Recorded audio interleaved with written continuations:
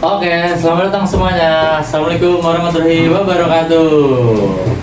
Oke, jadi kita di sini kami berenam dari AKP, Anak Kapling Podcast. Oke, jadi sebelum mulai kita kenalan dulu karena ya tak kenal maka tak sayang. Oke, dari saya Farel Versa Yudiansyah. Saya Nur Hawid Khairul Anam. Saya Zaskia Nurtis Aulia. Saya Asya Nur Afifah. Saya Aisyah Nurjara Kolompor. Saya Nasma Juliara Adini. Oke, kita bahas apa nih hari ini? Nah, jadi di sini kita itu mau ngebahas 7 nilai dalam berita. Kenapa sih satu peristiwa itu jadi berita yang besar, sedangkan yang lain tuh lewat gitu aja? Jawabannya tuh ada di nilai berita yang akan kita bahas. Unsur-unsur yang bikin sebuah peristiwa atau sebuah berita itu dianggap penting buat disebarluasin ke publik gitu. Oke, jadi ada 7 nilai berita. Itu ada yang pertama ada apa, Asya? Ada dampak. Dampak itu merujuk pada seberapa besar pengaruh akibat dari suatu peristiwa terhadap kehidupan masyarakat secara luas. Di sini saya mengutip dari Detik yang membahas tentang 950 orang tewas akibat bencana Sumatera terbanyak di Aceh. Kenapa berita ini bisa masuk dalam nilai berita? Karena berita ini mengandung nilai berita, yaitu nilai dampak atau impact, karena berdampak kepada korban jiwa yaitu sebanyak 950 orang, korban luka sebanyak 5.000 orang, korban dan berdampak pada daerah.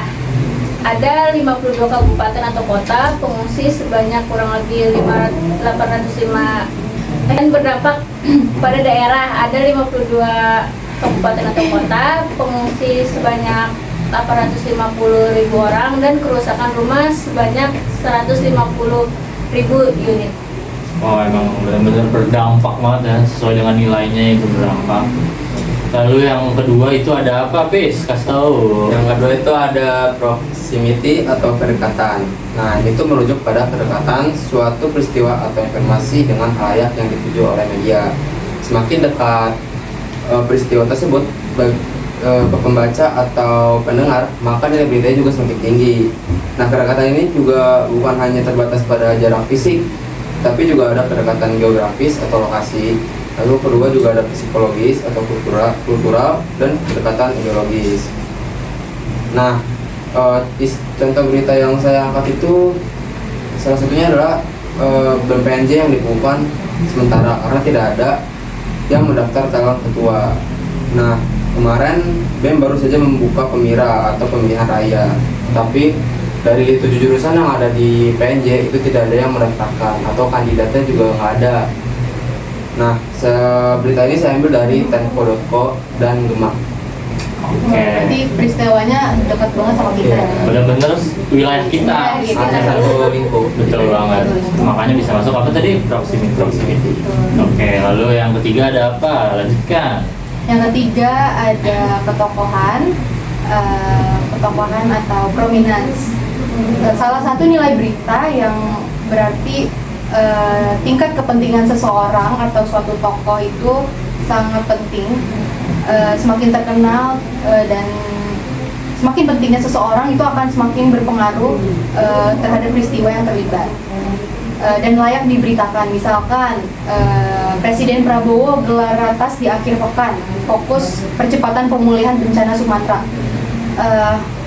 Jadi kan karena beliau adalah seorang presiden,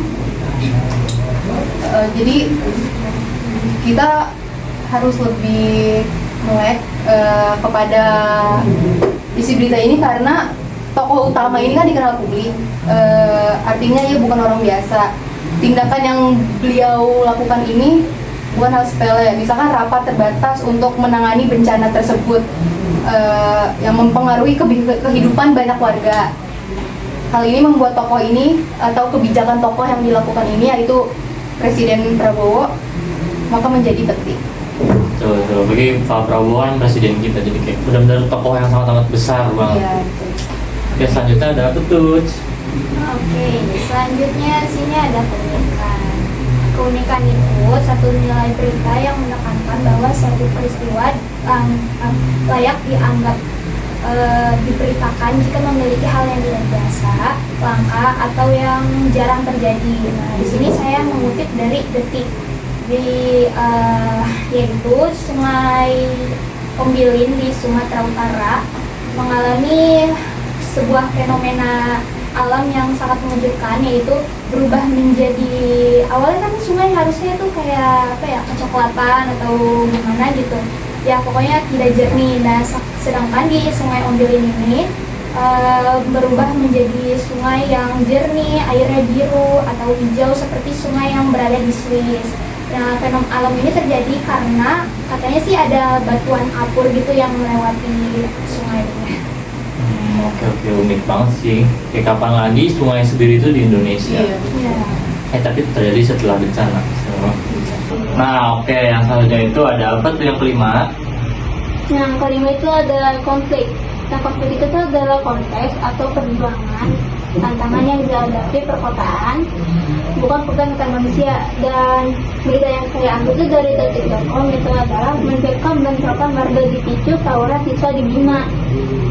Nah, itu tuh ketegangan antara warga Bima dan Konco di Kecamatan Bolo, Malat, terlibat bentrok setelah tawuran pelajar SMA memicu aksi pemblokiran jalan lintas Bima Sumbawa. Nah, masa membakar ban bekas dan menumpuk kayu di tengah jalan. Aksi itu dipicu tawuran siswa SMA 2 Bolo yang berasal dari dua desa tersebut.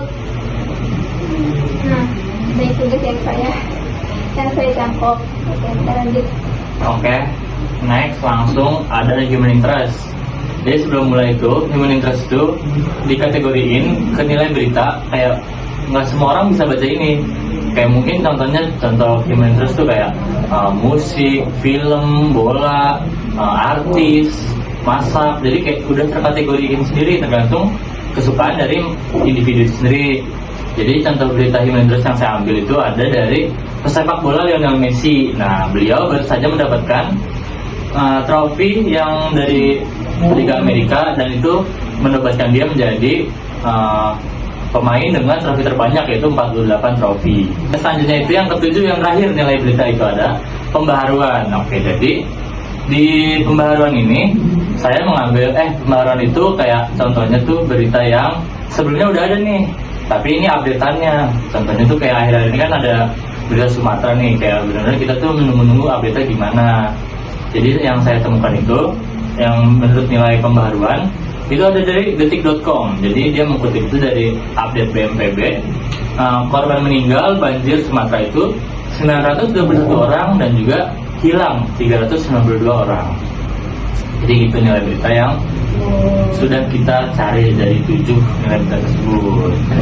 Nah, berarti jadi dari yang kita bahas, semakin banyak nilai berita yang terkandung dalam suatu peristiwa, maka semakin tinggi pula nilai kelayakan itu untuk dipublikasi.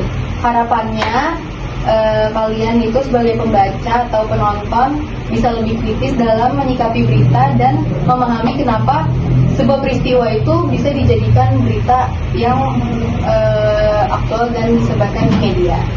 Oke, betul gitu sih guys. Oke, terima kasih sudah menonton sampai habis. Sampai bertemu di topik kita selanjutnya. Bye-bye.